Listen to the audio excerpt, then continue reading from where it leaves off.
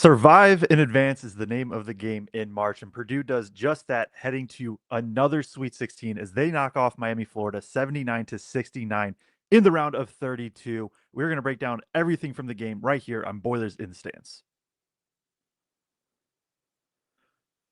Welcome back to Boilers in the Stands. I'm your host, Joe Jackson. Alongside me, as always, is my co-host, Kraig Bowers. Bragg's there as well in St. Louis alongside Kraig. He is underneath, I am sure, getting video of interviewing players and all of the extra kind of things within the arena. So he'll probably join, I'm sure, kind of later in this show.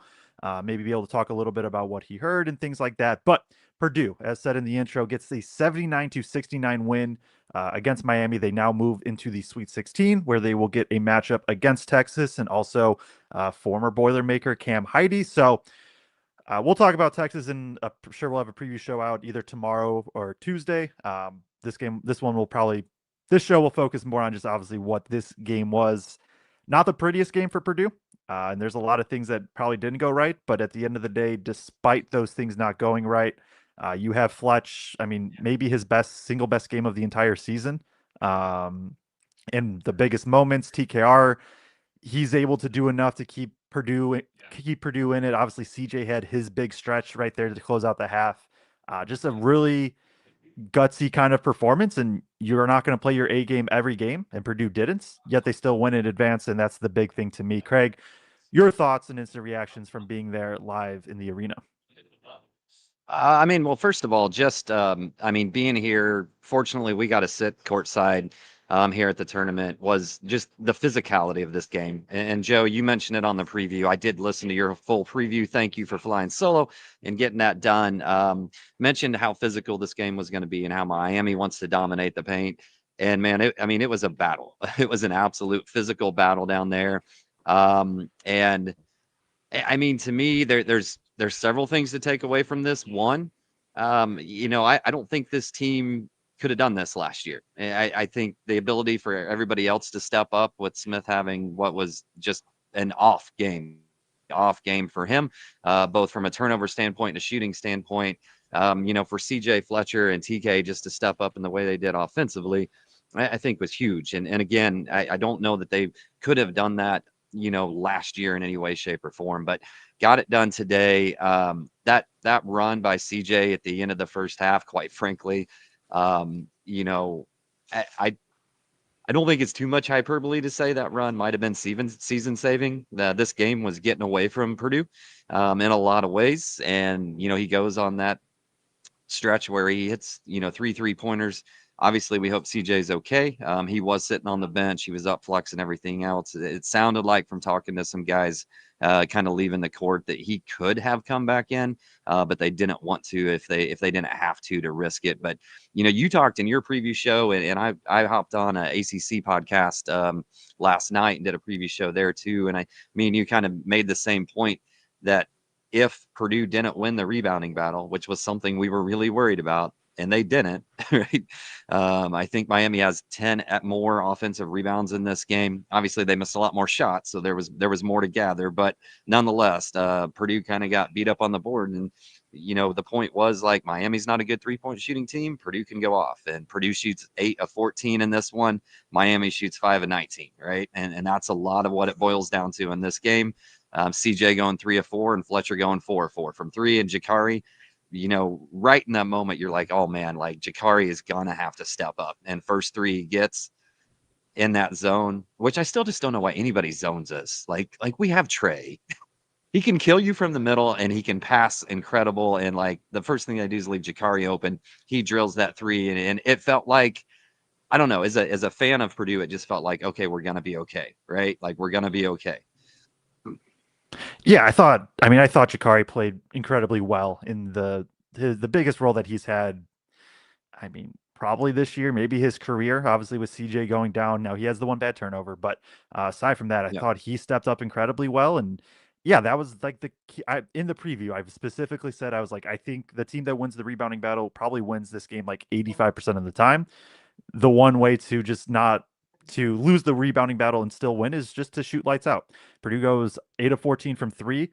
Maybe not super high volume, but knock down all the important ones. And they went 21 of 22 from the free throw line. Now, Braden takes 6, Fletch takes 8. Those are obviously getting 14 free throw attempts from those two is going to be a large part. Jakari, he gets to the line twice, who's been probably the third best free throw shooter on this team on the season. So, like, getting those guys their free throws instead of just the bigs is going to help inflate those numbers. But even TKR goes 3 of 3 and Clef goes 2 of 3. Like, that's going to be another big thing where it just helped counter the rebounding advantage that Miami had. And Miami dominated the class. It wasn't even close. Like, it was Yeah. not even remotely close. Miami just destroyed on the glass, but they go, they can't shoot well from 3, 5 of 19. They only get 10 free throw attempts.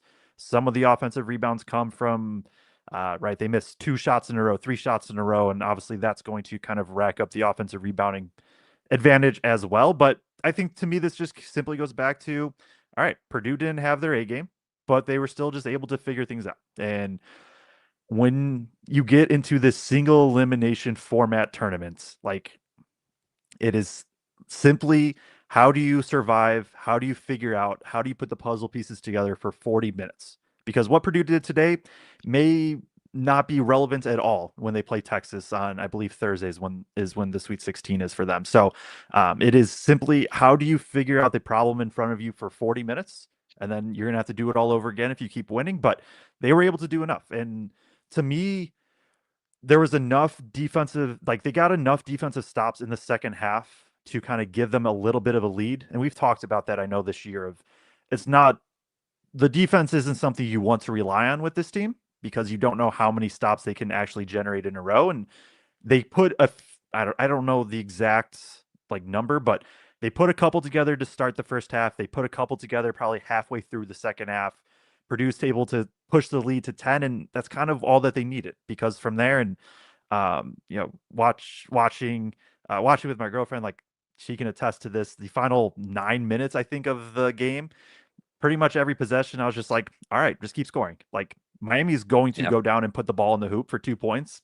If Purdue just keeps scoring the ball every single time and wastes 20 to 30 seconds, they were going to eventually win. And um, maybe not perfect execution down the stretch, but pretty good execution for the most part.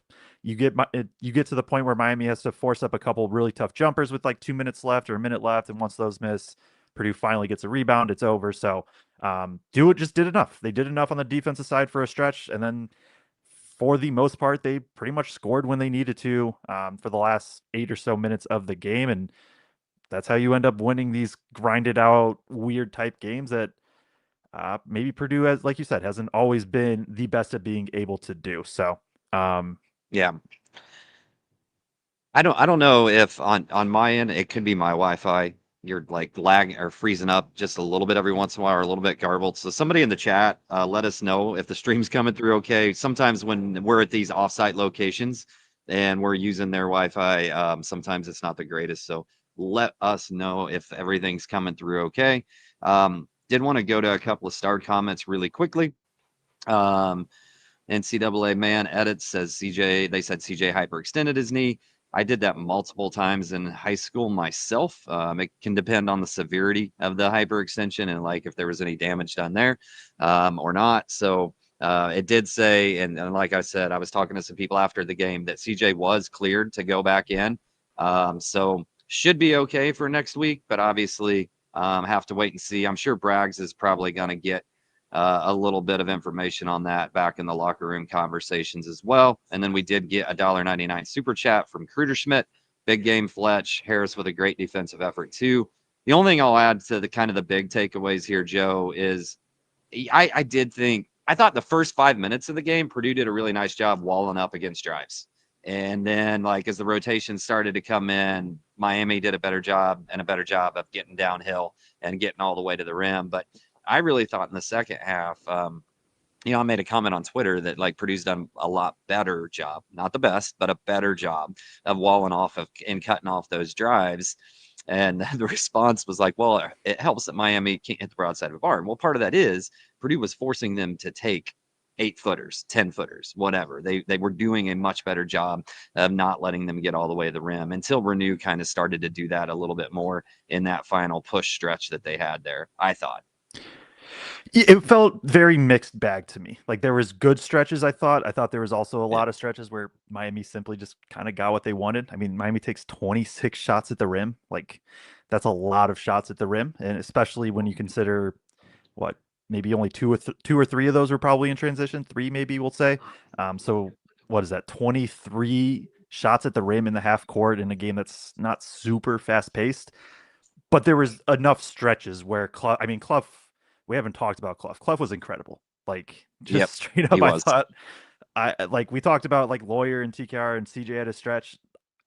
You could argue. I think it's a very valid argument to say that Clough was the most important player today. Um, Ends up with three steals and two blocks in this one. I thought he was the only one that consistently was able to at least make life somewhat difficult on the interior. And again, maybe not perfect interior defense, but like affected enough where Miami goes on layups 12 of 22. Right. This, what is that, 55% or roughly, give or take a little bit. That's not like a crazy high percentage. And I think a lot of that is to do with what Clough was able to do at the rim. Really quick hands. He only takes four shots. He converts on three.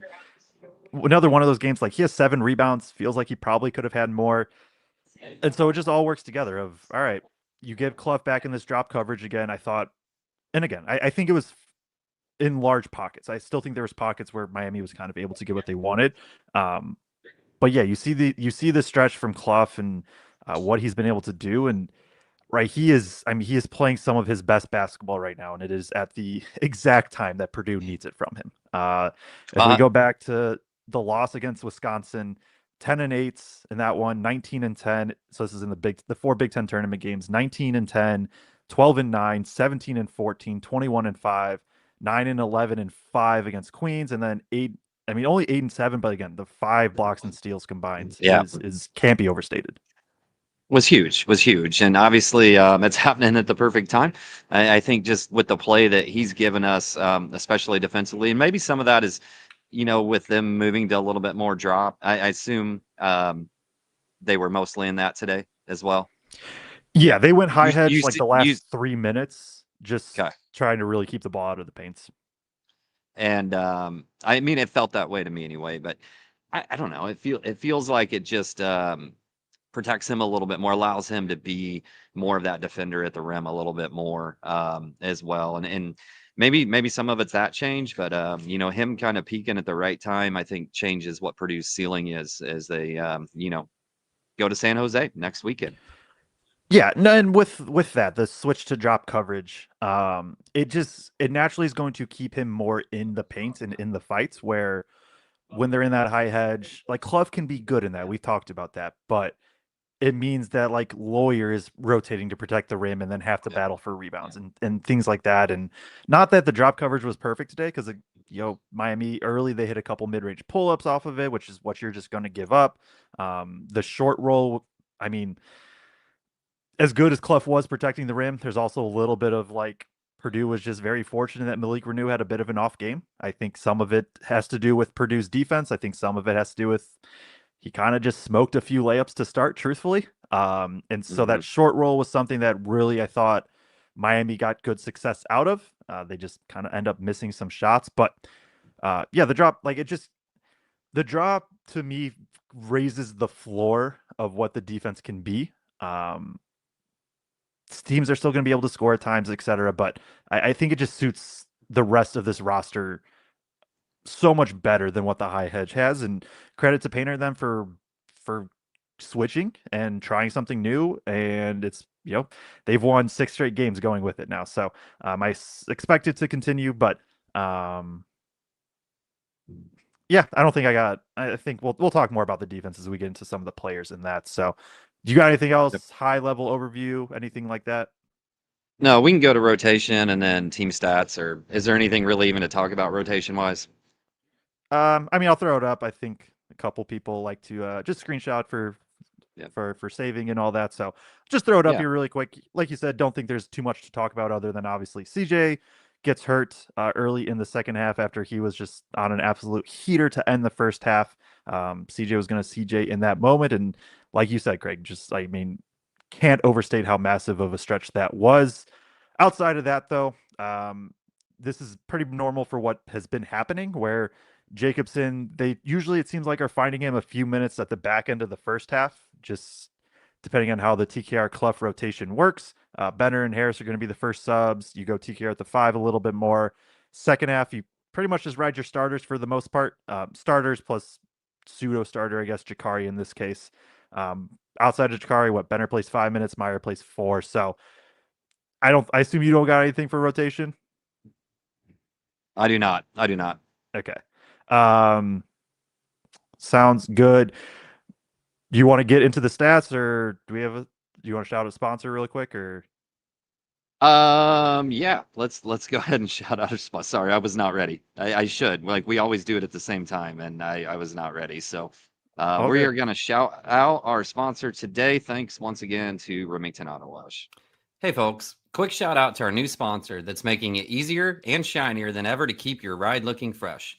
Introducing Remington Auto Wash, your locally owned and family operated car wash located 30 minutes north of Purdue University in Remington, Indiana. Whether you're in a rush or love doing it yourself, they've got you covered. Touchless automatic bay, perfect for a fast, scratch-free clean with no brushes, no worries. Self-serve bays for the hands-on car lovers who want to wash, rinse, and shine their way.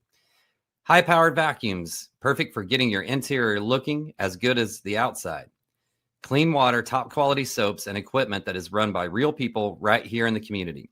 Swing by Remington Auto Wash and support a local business that cares about your car just as much as you do. Open 24 hours a day at the corner of US Highway 24 and 231 in Remington, Indiana. That's Remington Auto Wash, where clean cars and local pride go hand in hand.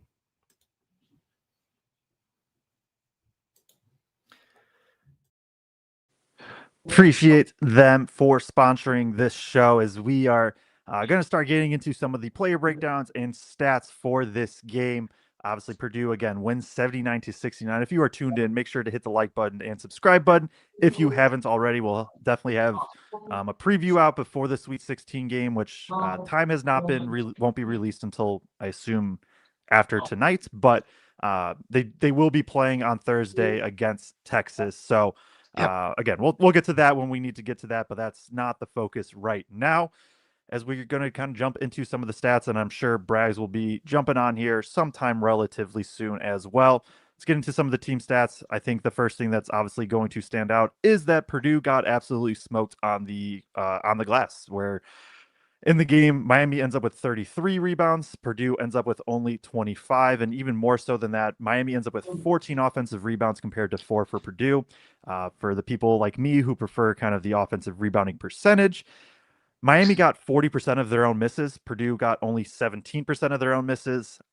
But luckily for Purdue, it wasn't like it could have been much worse in terms of second chance points. Miami only gets 13 second chance points, which is still a lot, but given 14 offensive rebounds, could have been way worse. Purdue ends up with 5. The game ends with 12-12 turnovers. Both teams having 12 in this game, although Purdue has 7 in the first half and 5 in the second half. And Miami flipped that. They were 5 in the first half and 7 in the second half. Purdue getting a couple timely turnovers later in the game. Purdue wins points off turnovers, 16-13. Purdue, we've talked about it, shoots 8 of 14 from 3, 57%, and all 8 of those makes just come from 3 players, with 2 of them, or all 3 of those players going a combined 8 of 9 from 3. Miami as a team shoots 5 of 19 from 3. They're 8 of 10 from the line. Purdue is 21 of 22 from the line. 17 assists for Purdue and 17 as well for Miami. Kraig, what stands out to you, or what do you want to talk about more? I mean, I guess we already talked about it a little bit. Well, obviously, one of the things that just jumps out to me right away is 57% 3-point shooting compared to 26%, right? And like Purdue needed every bit of that 57%. If they shoot whatever their season average is, like 38%, right? Something like that. I mean, if they shoot that or a little bit less than that, this game's a lot tighter. So they needed a heater from that, with as badly as they were getting beat on the boards. The other thing was, we talk about winning the possession battle, and obviously Miami got a lot more because of those offensive rebounds, but I thought it was key that they calmed down a little bit from a turnover standpoint, and that they were able to force some turnovers on Miami, so that it wasn't offensive rebounding margin and turnover margin both contributing to those extra possessions that Miami was getting. And I do think, like, Miami was bricking some threes, and those are the hardest balls to rebound offensively. Like some of those things were coming off like rockets and bouncing out to 5 feet, but they still dominated Purdue on the glass, obviously. But some of that too was just how bad some of the misses were, I thought. Well, and with the balls being overinflated, they're gonna even just ricochet even harder off the Yeah. rim. And right, for anybody that stayed up to watch Nebraska Vanderbilt, I mean, that was the best. I think the best game of the season by far. Vanderbilt probably has some complaints about the overinflated balls too, because that's probably a big reason why that one did not fall. But for this one, I think, yeah, you talked about like the stats. It's rebounding, it's turnovers, it's the fact that despite those, Purdue just shoots lights out and are able to kind of overcome it as a team. Um, and that's, I mean, it Y- can't The, be over like, yeah, the last thing I would say too is just like I mean this whole stretch run down the season, Purdue's finally getting to the free throw line more consistently. All year, it just felt like it was such disparity from the previous 4 or 5 years. And obviously, we don't have Zach getting to the line 15 times a game, but like still, we just weren't getting there. And 22 trips to the line, obviously, some of those came from when they were trying to foul towards the end of the game, but they were still getting there before that too. So, lawyers drive down the middle where he jumps backwards into the guy. Like when we were up, I think six or they cut it to maybe six or something. yeah, That was just a master class by lawyer of like I'm just gonna get to the free throw line here. yeah. Felt the contact on the back, slowed down a little bit, draws the foul, gets to the free throw line, and knocks down two. And I mean, maybe that can transition us into the players because like Lawyer was awesome in this one. He ends the Yep. game shooting what he goes 2 of 3 from two, 4 of 4 from three, 8 of 8 from the free throw line. He has 24 points, a rebound, 2 assists, 2 turnovers, and a steal. Like this, I mean, this was big game Fletch, right? Big game Fletch at his Yep. finest. Of every single time Purdue needed a bucket, Lawyer was there. Every single time that it felt like Purdue was just going to go to their 2-man game, you see Lawyer flying off of a pin down, and whether he's curling and getting to the free throw line or the rim, or he's just going to be able to catch and shoot from three, like I just it felt like every single time it was pretty timely when he was able to get those looks. And um, yeah, I mean, for what a time for him to shoot 100% from three. He is in the last 5 games, he is 4 of 9, 4 of 10, 3 of 4, 4 of 8, and 4 of 4 from three. Uh, I can do the math as I throw it back to you, but that's a lot of makes on not many attempts. And his aggressiveness and confidence in driving when he chooses not to shoot three. Now, obviously, some of that when he's on a heater like he's been on the last couple of weeks, everybody's closing out super hard and he can attack that closeout. Or they're when he comes off that pin down and curls, everybody's expected him to shoot that three and he can kind of give a little head fake and then, hard dribble go. But I thought he's been really confident trying to get into the paint when he chooses to do that. And multiple times over the last few games, he's found a guy to drop the ball off too and racked up a couple of assists on there. But today, I thought, I mean, it's close to as a perfect game as you could get from Fletch. And there wasn't really a point in time in this game where I felt like, man, they're really hunting Fletch defensively either.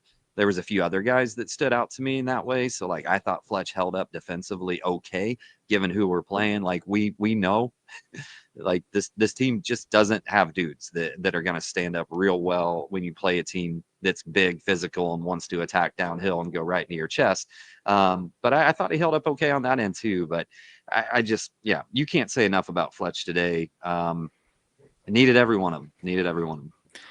He is shooting 50% from three in his last 5 games on like 6 or 7 attempts per game. So this is where Oh, we've talked about for the last.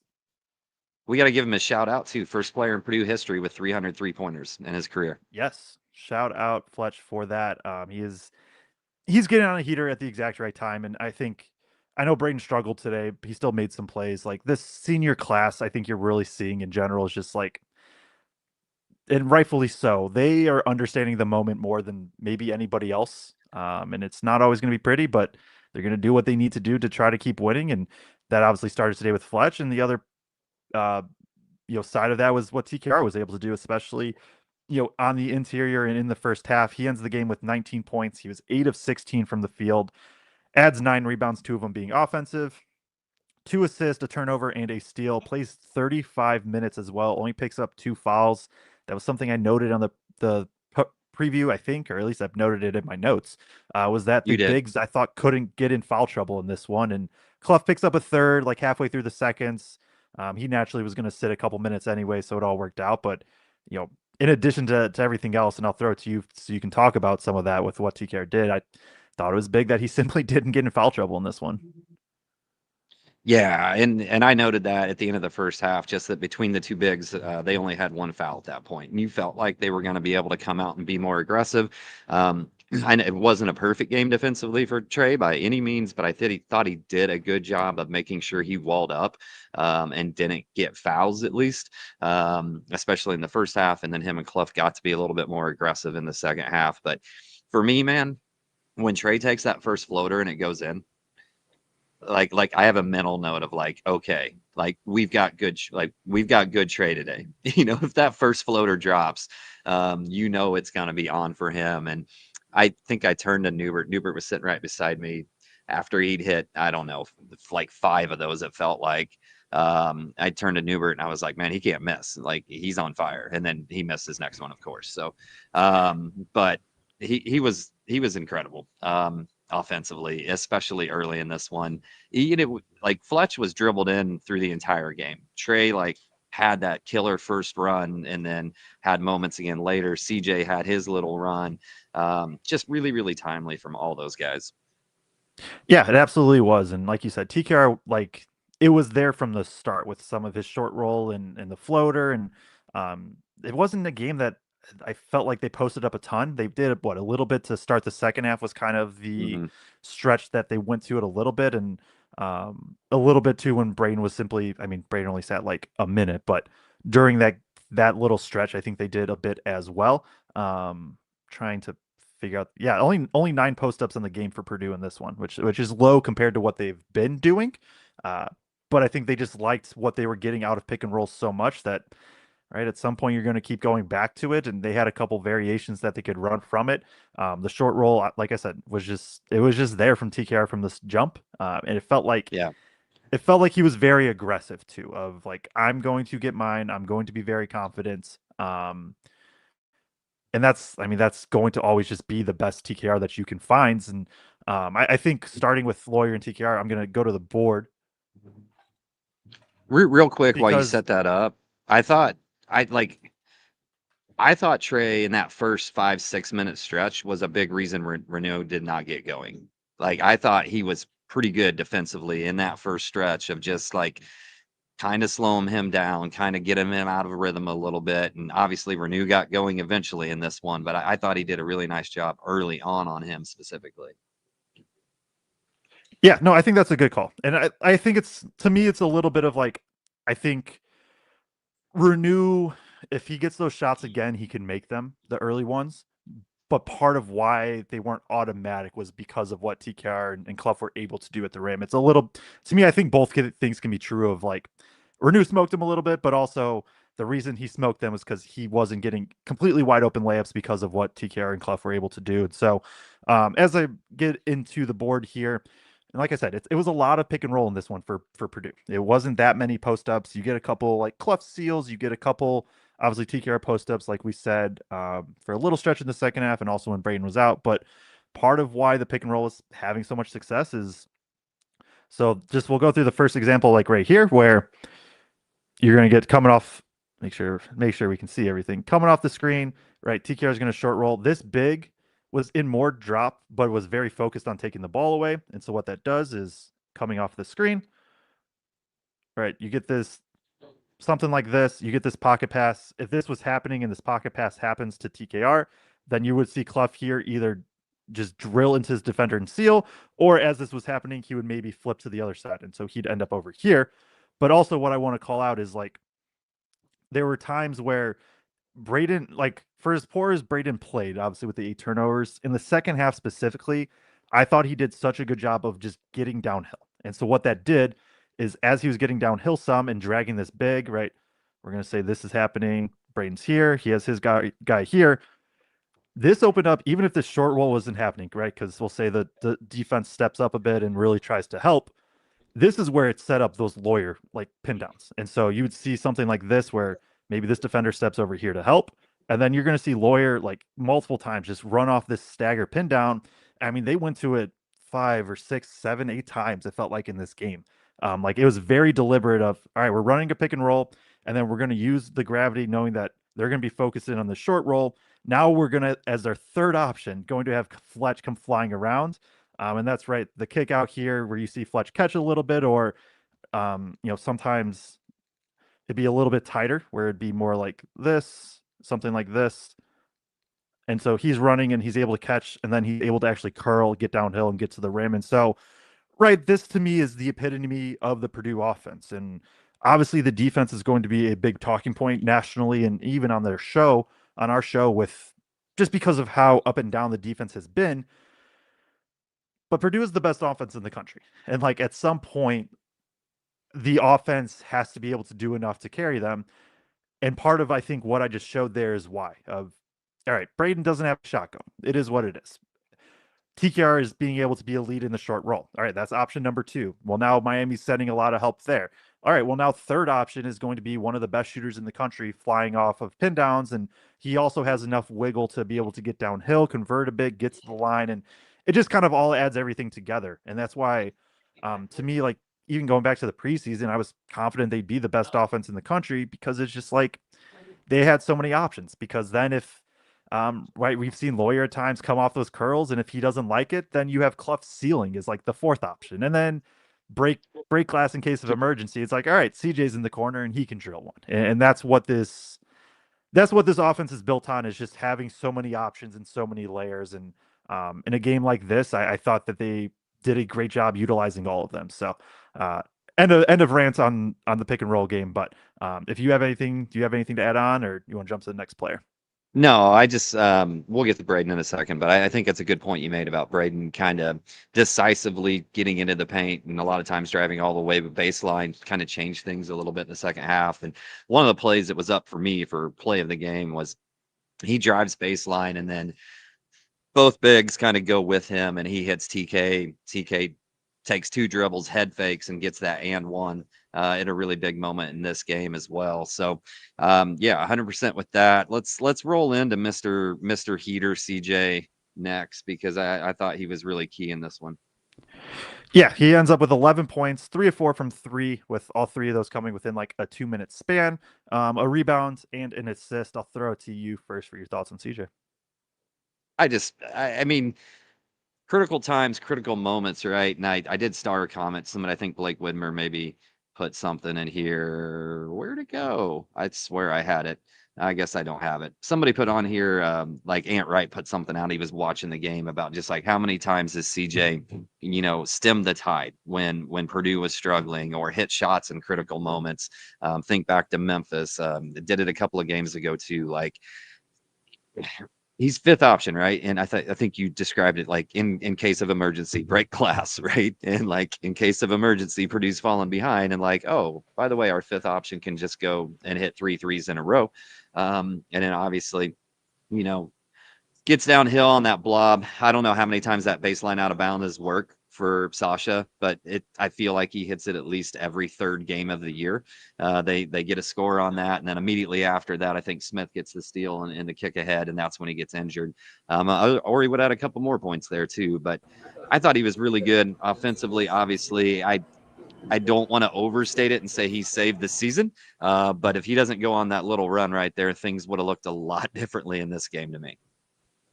Yeah, they absolutely would have. And we are now, we'll get back to CJ in a sec, because I'll have some thoughts on him as well. But we are joined by Greg Braggs Jr. from inside of the arena. Braggs, I think some people were asking for it, saying that Kraig and I were maybe a little bit too analytical following this big win. So the floor is yours on your thoughts. You weren't popping champagne and spraying confetti here. I mean, it is always business as usual when Purdue wins. I mean, this is the consequences of being the program that Purdue has been over 10 years. Is you got some schools that make it to the Sweet 16 and it's the greatest moment of their life. And for Purdue, it's expected, but it isn't something that should be taken for granted. And if the the jeers and the criticisms and the nastiness and the jokes get to fly when Purdue doesn't live up to expectations. Keep that same energy when they do what they're supposed to do. And that's what they did here today. And you got to give Miami a lot of credit. They definitely agree with Kraig. He said that earlier. I put that on Twitter. I mean, they gave Purdue a good run for their money. Schematically, I think they did exactly what, if I were coaching against Purdue, to me, that every team should try to employ two things: guard them the whole court so they can't get into their offensive sets until there's 16 seconds on the shot clock, limiting their margin of error. And number two, let TKR eat. Let him go one-on-one and take care of everyone else. And I thought for a while, they were doing both those things. And that's why, to me, it was impressive to watch Purdue kind of counter those things and stop letting, Miami do some of the things they were doing to them defensively that caused a lot of the turnovers in the first half. There was carelessness by Purdue, but it was also the length and defense, the counters that Miami was employing. But overall, this was a historic weekend here in St. Louis. Braden Smith becomes the assist king, the all-time record holder, passing Bobby Hurley. Matt Painter wins his 500th game as the head coach of the Purdue Boilermakers. And Fletcher Lawyer, oh, by the way, the most three-pointers in Purdue history, the only player to hit 300 three-pointers in program history. Gee. Oh, and by the way, Trey Kaufman-Renn diving on the floor at the end of the game. Maybe the most pivotal moment in the second half, doing his Dennis Rodman routine. I mean, what more can be said about these guys? They're the winningest senior class in Purdue history. They've been to Final Fours. They've been to Elite Eights. They've had some of the toughest losses in program history. And then what did they do? They turned around and responded to have the career they've had here these last 4 years. And to watch them here once again get to the Sweet 16, be on the doorstep to an Elite Eight.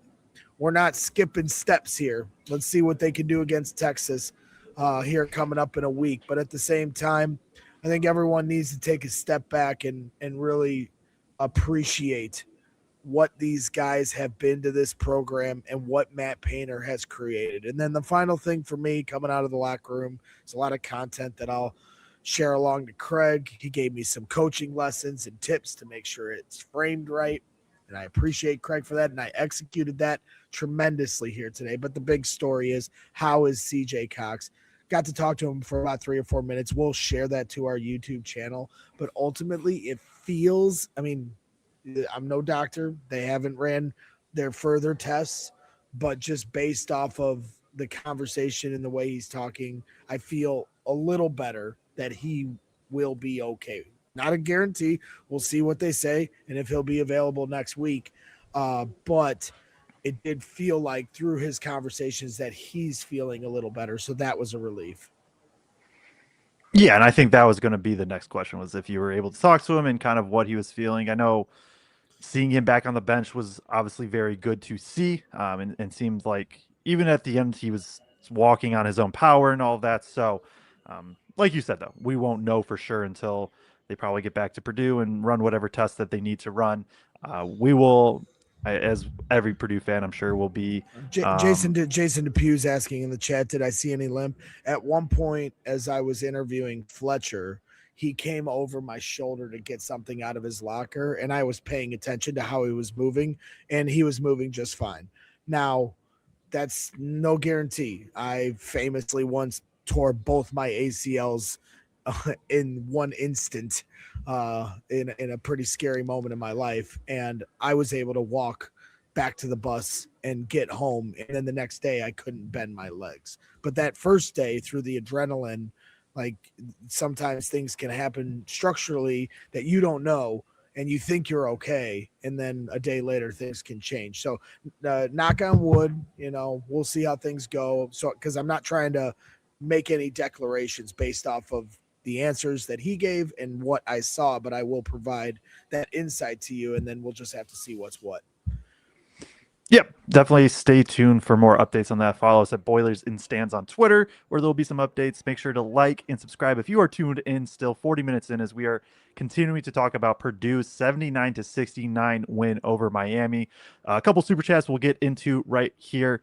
Derek Signer with a $10 super chat said the missed box out on Henderson was killing us. However, a win shooting as poorly as Braden was awesome. Saw Lawyer step up, Boiler up. Yeah, I mean, we talked about it some. Definitely, like Miami just kind of got whatever they wanted on the glass.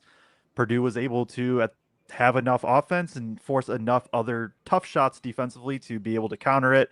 Also get a 1999 super chat from him as well. Said, also sitting TKR late in the first half, I felt the offense was running through him at that point in the game.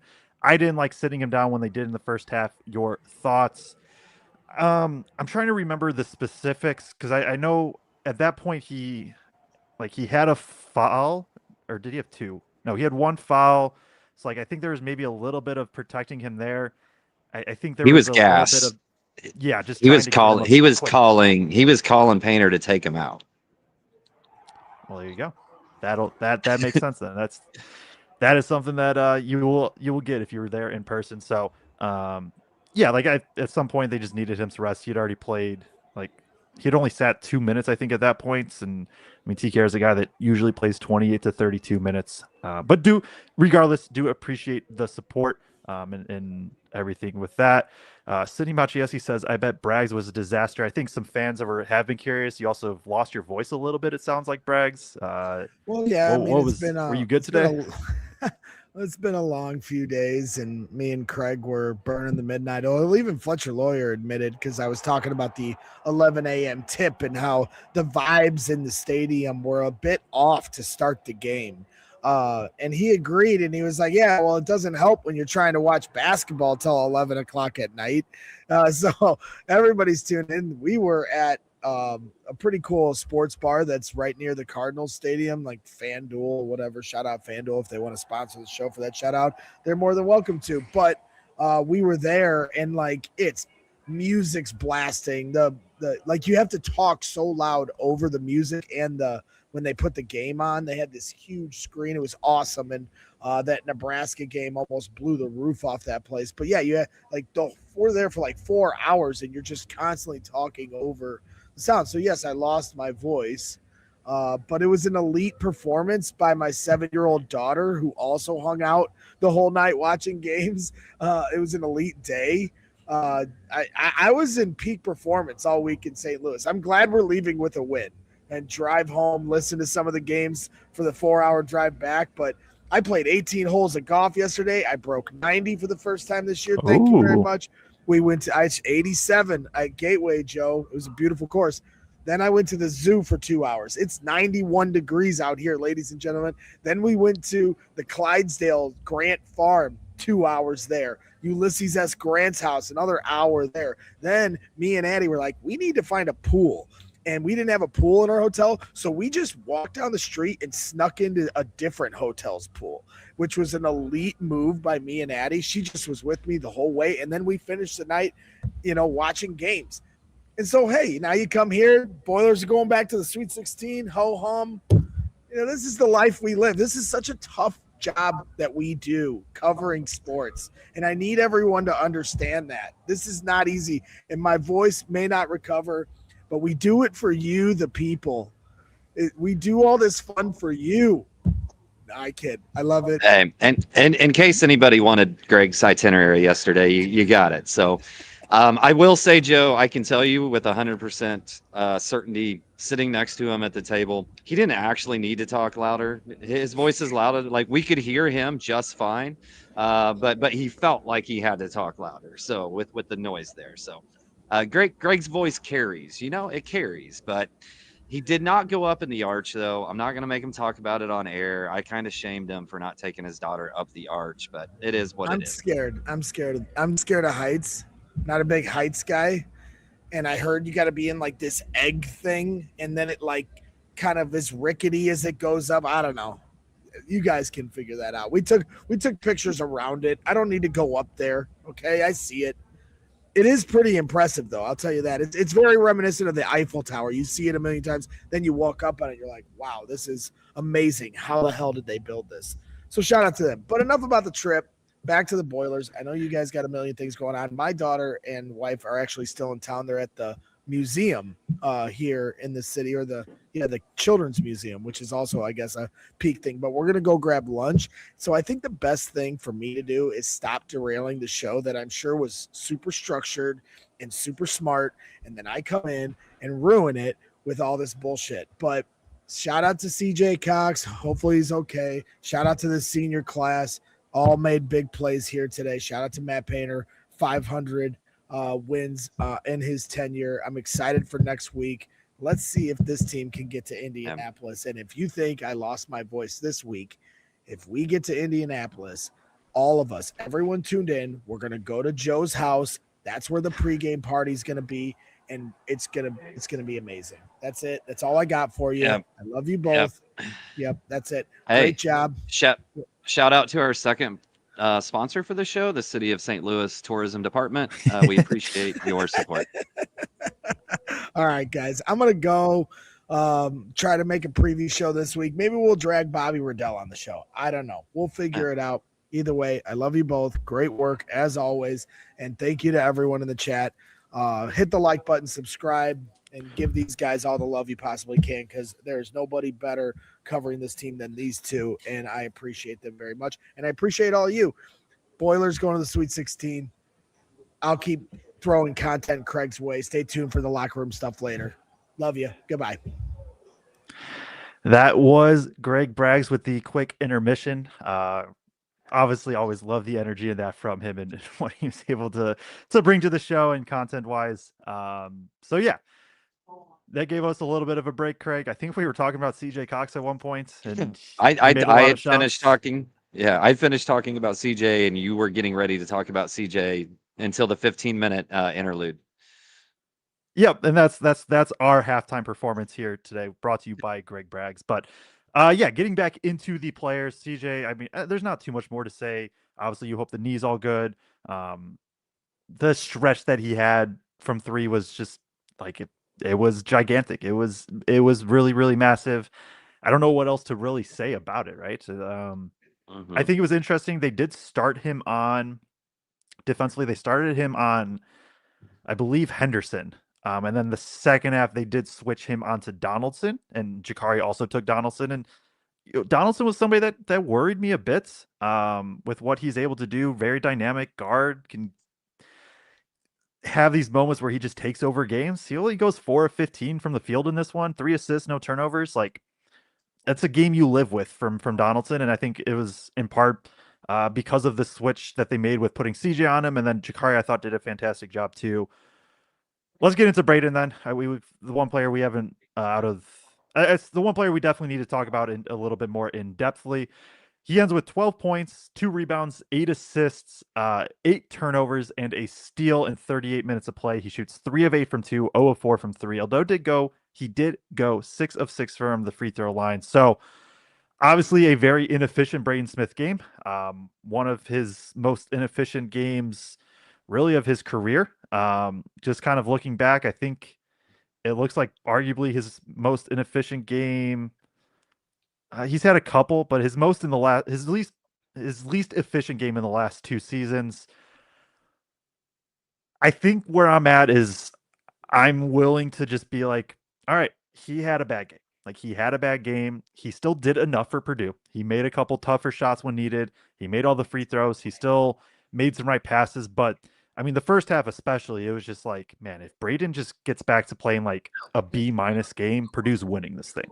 And I don't know if he quite got to that level, but that's what it really felt like. It was just like, oh, and I think that is Braggs for anybody that's watching on video. I'm assuming / hoping it's Braggs for Craig's standpoint. It's not just a random person, but it is not. That is not a rando. That was Braggs saying goodbye. So yeah. But yeah, I don't know. Braden, he was just off from the start. Like, you were there in person. Yep. On TV, it very much looked like he was just out of it a little bit. Passes were lazy, etc. Was there anything you saw in person maybe that differed?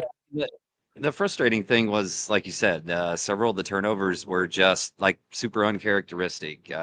lackadaisical, a little bit careless. And then like you could tell from the jump, like his shot just wasn't there and he never really found it. He hit a late baseline mid-range jumper in this game. But outside of that, and he was frustrated. I mean, he kept throwing his hands up on his head and, even more than that, and I hate to go too negative here on it, but like somebody did mention it in the comment too, real quick, like there were a couple of box outs where he just like didn't put a body on his guy and led to some of those offensive rebounds. This isn't the one. There was another one. Yeah. Said Rob Blackman said that after Braden did not box out Henderson there, that Fletch went over to him and got on his case for not boxing out. There's a couple of those, and Fletch lit him up in that moment. Like you're sitting courtside, it was like, oh, okay. He's probably the only guy on this team that can talk to him that way. But he let him know, like, we need you, even if the shot's not falling. Like, let's get into this thing again. Yeah. It's good to hear that, right? There is somebody that can kind of hold him. And like you said, Fletch, maybe TKR too a bit. Those are probably the only two guys that really can. I think Myers ripped into him a little bit at times, but right. I guess the question for me then for this is, especially given the shot wasn't falling during the Big Ten tournament. Now he played awesome against Michigan. We know the passing was incredible during the Big Ten tournament. Yeah. And, right. Barry did pretty much whatever he wanted against Queens. I understand. Like we'll dive into Texas prep and all that. So not really looking specifically at what Texas does defensively, but do you view this as more of just like, all right, Braden had his one off game that he's going to have during the tournament and he's going to be fine? Or do you think it's more of like a little bit concerning, not that he won't turn it around, but you want to be able to see it first before having some of that confidence again? I mean, I'm not really concerned with the overall play. The shot making, coming out of the Big Ten tournament, we talked about just like monitoring that, being a little bit worried about where it had gone. And then he shoots lights out versus Queens, probably his best shooting performance he's had in months. Then you're like, all right, they have to get used to the ball that's here. They have to get used to the amount of air that's in the ball. They have to get used to the arena and the background and everything else. And you're like, all right, he's on, he's back. And then today, like, just could not find the range at all. So, yeah, no, more than anything, I would hate to be the next team that has to play him. Because generally speaking, when Braden has a really bad game, the next game he's in killer mode. So like if you're looking ahead, I think in my mindset, I'm like, I know I've got killer Braden coming against Texas. Yeah, and that's kind of where I fall too. Of like, he had a bad game. He still, again, don't want to like skip over the good things that he did. He knocks down a couple tough jumpers. He makes all of his free throws. And like I talked about with the board earlier, like specifically in the second half, I thought he was much more deliberate and all right, I'm going to get downhill. And even if I'm not going to score, like my jumper isn't going, I'm going to be able to create for others. And like he had 8 assists. I don't actually know what the split is between the first and second half, 4 and 4. But still, I just thought his ability to get downhill opened up a lot of things. I think Tammy Wallen like says it best, and there's been plenty of other comments kind of alluding to this. They said, we won with a horrible Braden game. Yeah, like Purdue won despite Braden not being anywhere close to himself. And if they can figure out how to win some of those games where Braden's playing this level, it's going to make it a lot easier for Purdue to win games when Braden's back to being Braden and that we know and that we expect. And like you said, very easily could be next game. And Texas team isn't the best defensively. I expect Braden to turn it around. I think there is some too, like this was their 6th game in 10 days? Yeah. Six games, 10 days or something like that. Like at some point the legs probably got to him a little bit too. You just hope, all right, get rested for a few days. They'll have the Thursday game, get back on track and then figure it out from there. You got anything else on Braden? I don't. Let's go to the stat sheet stuffer. Yes. And that would be one Oscar Clough.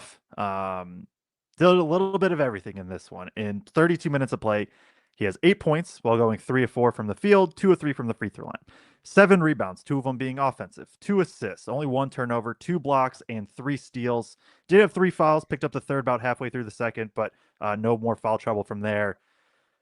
I'll let you go first on Clough, and because we talked about him a little bit, but Yeah, no, Yeah, go ahead. I mean, there's no way Purdue wins this game without what Clough did defensively, and like he still wasn't perfect defensively. There were some times where he got beat pretty bad. There were some times where you know sure wish he could have secured a rebound a little bit better. But I just thought what he did defensive effort with as much as his team wants to get to the rim, the 3 steals, the 2 blocks. You know, you expect your bigs to get blocks, but the amount of steals he's been getting in this stretch where he's been really good with that giant wingspan that he had has really impacted some games. Only 1 turnover as well. Obviously, not a huge scoring output for him. He's had bigger rebounding games, but again, he's contributing in so many different ways over this last 6-game stretch. And you know, hopefully it continues going forward because we go up against Arizona. If they happen to get past Texas and Arizona happens to keep winning, you know, Purdue's going to have their A game. That one from all 5. We can't have an off night from any of your starters. For sure. And even just looking ahead to next game, part of the reason Texas has gone from a play-in team to the Sweet 16 is they have a 7-footer who has been very, very good as of late in terms of his play. So Vokatitis is his name, number 8. That's somebody that Clough is going to be matched up with. He's going to have to match the physicality and all that. And like, obviously, no, I don't think anybody's going to say Clough's the most important player for this team, but he has a case of just like Braden, Fletch, and TKR by themselves can win you games. Clough is the one that's just like can get you out of like, okay, things are going not great or perfect for everybody else. Clough is the one that kind of keeps everything in line and with his play, and even with right, he has the 3 steals and 2 blocks. Like even when he's not necessarily involved in pick and roll coverage, he's been. And part of it is the switch in defensive scheme, but he's been so much better of just saving some plays late of, all right, reaching in quick, poking the ball free on a post up or, you know, getting a late rotation block. Just did a lot of good things like that that really add up over time. And right, I think he's somebody that even though he does fill the stat sheet, his impact was probably bigger than even what the box score indicates. Can't say enough. And Purdue, like you said, is just going to keep needing it from him.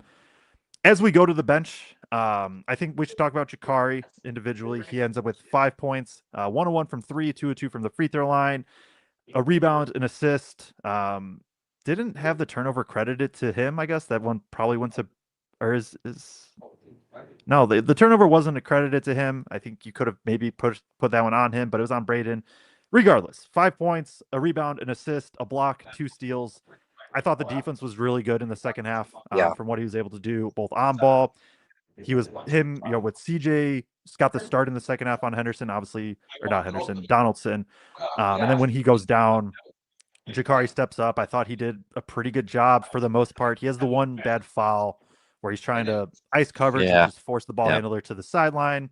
He lets Donaldson get free, 2 free throws there. Knocks down the only 3 that he needed to, where right Miami tried to sell out on forcing a TKR turnover from behind. Outside, like he had the foul and maybe the turnover that was accredited to Braden, but outside of that, I thought Jakari played really, really well. Yeah, and I mean, he literally took. Sorry, he literally took them out of zone defense in 1 possession. Like they went to zone that 1 possession in the second half. They did play some in the first half a couple of times too, but go to it for that 1 possession and. You know, Trey drives a little bit. They send somebody over, kick out. Jakari hits a 3, and they're back to man in the next possession. So I think you know, for me, the biggest thing here is, to me, it felt like Jakari understood the moment when CJ went down. Like for him to step up in that moment and understand he was going to have a bigger role and how key and how important that stretch was going to be.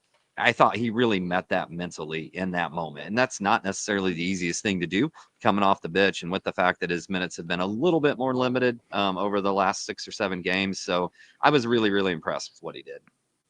Yeah, I think that's a very good point too. It's not like Jakari has been, I mean, he's obviously been steady in the rotation, but it's not like his number has been called upon too much as of late and steps up big time. I think goes back to a little bit to like, maybe this depth isn't quite as good as what Purdue expected coming into the season or Purdue fans, but on any given game, Jakari can step up big. Meyer can step up big. Benner can step up big. Like we know that they can do what they need to do. And as we round out the other bench, I'm just going to kind of group them all together. The other 3 players on the bench, Benner plays 11 minutes, Meyer plays 11, Jacobson 2. None of them score. Meyer goes 0 of 2. He's the only one to attempt a shot. Meyer has a rebound. Benner has a rebound. Benner also has an assist. Do you got anything for any of those 3 that you want to talk about? The only thing was, I thought it was a pretty rough day defensively for both Meyer and Benner, quite frankly. I know we've talked about at different times whether we thought Benner could hold up against people that were, more athletic and really drive against him. And like, there were multiple times today, people just kind of went right into his chest and threw him and scored in the paint. And then Meyer, there was a couple times because I was sitting basically baseline. I was sitting sideline, but down by the very end there. And in the second half, in the first half, when Purdue was defensively down there was, a few times where he came over as help, low man on help on a big, and just like didn't really cut the baseline off there and let Renew get through. Didn't have super active hands, and a couple of rebounds that came off, just kind of staring and watching to see if the bigs were going to go get him. Like, I need my guy to be more active, right? More than just when the ball's in his hands. When that ball's not in his hands, he's still got to be more active and contribute in those ways. But obviously, not a big stat day for either one of them. No points for either one of them, but can still contribute, and gonna need them against this Texas team that has some athletes too. They're gonna have to step up defensively when they are in there. Yeah, I don't got much more to add. I felt like with Meyer, this one, he felt a little bit more rushed than maybe normal. It seems like even with his 2 shot attempts, I think you kind of nailed everything else, though. I don't really have much more to add on top of that. So as we are rounding the hour mark of the show, still have a few hundred people tuning in live, so we do appreciate that. Whether you're watching live or watching this back during the week and getting ready for the Sweet 16 game, do appreciate everybody's support. Make sure to hit the like and subscribe button. We'll have a couple comments that we'll get to, and then get out of here. Tammy Wallen says, "Congratulations, Coach Paint, on 500 career wins." Braggs did a good job of bringing that up. I think we both forgot about it for a sec, but definitely want to give Painter his credit for that and getting 500 career wins, all at Purdue. Right. There's not many better coaches in the country than what Paint is and what he has done for this Purdue program. Tamaz says, "Can you guys discuss the moment when Clough got his 3rd foul and Painter decided to go small? That was interesting. I was anticipating Jacobson getting minutes." I think it's just kind of where it's at with how they view Jacobson right now. They like having the TKR small ball, and especially, I don't remember specifically Miami's lineup, but I believe Miami also went a bit smaller with I think Renew went out of the game right around that point too, where they bring in 6'4" True Washington. So right then TKR can match up with their center. You get even if Benner's still giving up some size to Henderson at the 4 spot, it's not nearly as much as what it would be to Renew. I think that's just kind of the combination of everything for that. You got any thoughts? All right. No. Sorry. I like my camera, the way I have my camera set up, it like sort of blocks you a little bit, but I got you. Brad Whitmer said, "Does Purdue come home or just go straight to the West Coast?" And I was also curious about that. I know you haven't, like, you came straight here to be able to do the show, so it's not like you were able to really talk to the team. Do you Right. have any inclination of what they're going to do? Because they do play Thursday, so it's a 3-day turnaround or 4-day turnaround. Yeah, I don't, but I can't imagine that they don't go. I mean, it's only 4-hour drive. I can't imagine that they don't go home today and then fly out. I mean, they're obviously going to fly out, but like, I'm just thinking about the logistics of flying out directly from here to go out there. I'm betting they go home and then fly out from the Purdue airport. Casey, do you Yeah. know? Casey's ignoring me. Never mind. Casey Bartley. And also, I mean, what? You go ahead. No, I said the famous Casey Bartley's just over there rocking on his headphones, ignoring me. So it is what it is. Big timing you. Also Yeah. I mean, Purdue will, I assume, fly back from St. Louis to Purdue. So that's going to be a quick flight too. I just assume they're flying, and that makes it a little bit easier too, that they'll get back at what, 5 or 6 local time probably today, rest up, and then I don't know their exact schedule for flying out. But Jason Pugh, the $20 super chat, said, "Thanks for the content as always, guys. Everyone hit the like button. Boiler up." I agree. Hit the like button. We do appreciate everybody tuning in. We appreciate all the support in that and allowing us to be able to do what we do. We will continue to bring you some good coverage. We'll 100% have a Texas preview out sometime within the next probably 48 hours. Maybe another live show mixed in. Not going to promise that one just because we'll have to kind of see what schedules and everything like that, what's going on.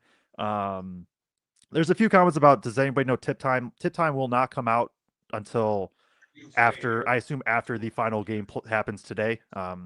So the Right. networks will get to pick which games they want and all that. So the tip time won't be out till probably midnight or 1 a.m. tonight, if I were to guess. But if anything comes up sooner, I'm sure we'll post about it at Boilers in the Stands on Twitter. You got anything else, Kraig? My game ball goes to CJ Cox, and the play of the game yeah. were the 3 threes. And my play of the game are 3 plays, which were the 3 threes in a row from CJ. Man, it's tough because if Braggs was here, he probably would have went Fletch for game ball. I would go Clough. I thought he was this in totality. I think his play was maybe the single most important for this Purdue team today. Obviously, Lawyer's threes would be a close second to me. And CJ's little stints also can't be overlooked. But just with what Clough did, and also my play of the game is a Clough with about 7 minutes left. Purdue starting to try to kind of run down the clock a little bit. I think they have, I don't know, 6-point lead maybe at this point. And you get this pick and roll. TKR is, I believe, not in the game at this point. Yeah. It's like a couple possessions where he's not. You get this late possession. Clough just kind of seals down low. Good footwork. Does the reverse layup to put Purdue back up. I don't know if it was 6 or 8 or 10 that he put him back up, but it was one of those that just really stemmed the tide, I think, for Miami. Gave Purdue a little bit of wiggle room, and ultimately they're able to ride that to the end. So my play of the game would go for that. I'm just going to pick for Braggs because I know. I'm pretty sure I know what his play of the game is going to be. Play of the game was a TKR offensive rebound and timeout. He referenced that specifically as being the most critical moment in the game. So I'm going to give him that from Greg, and we're going to make Fletcher his player of the game so that we can also give a game ball to Fletcher. There it is. So do appreciate everybody tuning in. Like I said, we'll have a preview out sometime over the next couple days, previewing Texas, who Purdue will play at some point on Thursday. Time TBA on that. It will be in San Jose.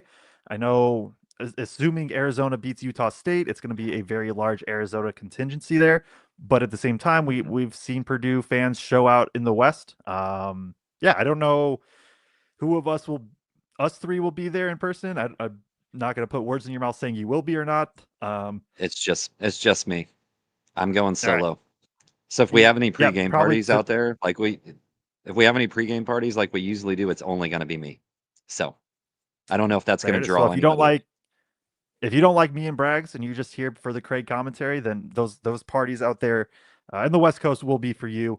Do appreciate everybody tuning in. Make sure to hit the like and subscribe on the way out, and we will see you all for the preview sometime this week, maybe a couple shows. Who knows? As Purdue beats Miami 79-69 to advance to the Sweet 16 once again. Appreciate everybody tuning in. We'll see you then.